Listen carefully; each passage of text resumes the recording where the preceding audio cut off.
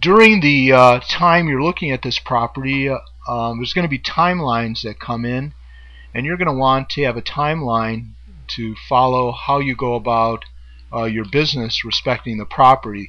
Some of the timelines will be enforced by way of contract. Your purchase agreement will specify how much time you have to do due diligence, how much time you have to get a loan, how much time for a number of different things, and removal of contingencies and so forth. So you've got to have a document with the timeline that you can put into your Outlook or whatever way you have for reminding yourself, so you don't miss these timelines, because especially if you have time of the essence agreements, the failure to meet a substantial deadline could actually cause your contract to become void or voidable.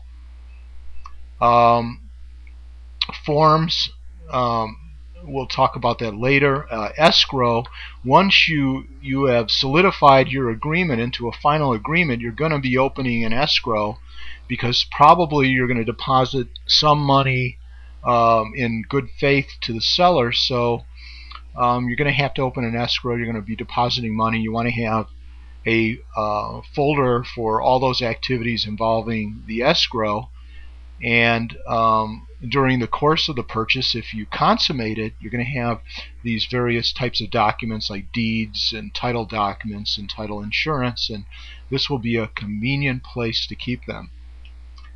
Lastly, well, maybe not lastly, but we have loan applications. As you go about attempting to purchase the property, you may make a number of loan applications to different lenders. Sometimes when you first make a loan application, it may not be accepted or approved. It may take quite a bit of effort, especially in this recessionary time, to get a lender willing to finance a property. I would tell you, don't be discouraged. I would start locally first with the banks that are most familiar with the properties and the economic environment nearby, and then in the event that doesn't work, you could always, or at the same time even, contact mortgage brokers.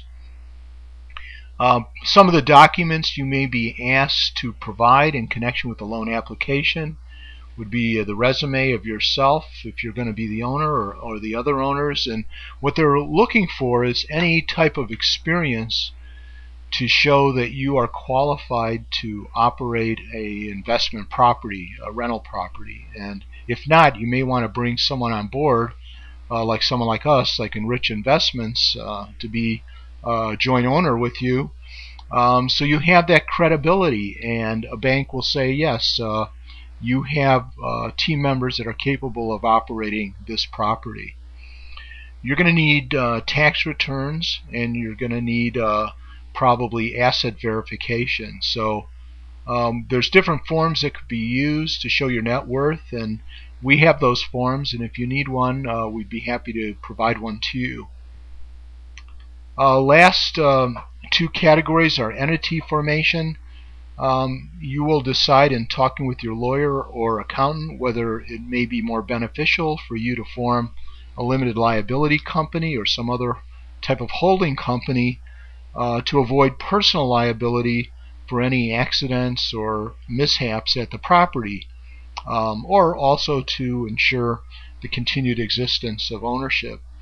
So that's something you'll talk about with your lawyer or accountant, and there's a tab for that in the notebook rather. Lastly, there's a category for expenses. Obviously, there's going to be expenses as you move through this deal. You may have travel expenses. You may have inspection expenses. There'll be lots of different expenses that may come up, and for convenience, it may be helpful to have a tab for that. Well, that's it for this installment, and stay tuned for the next one. And again, don't forget to contact us with any specific questions. You feel free to call us at any time or email us at Enrich Investments. Thank you.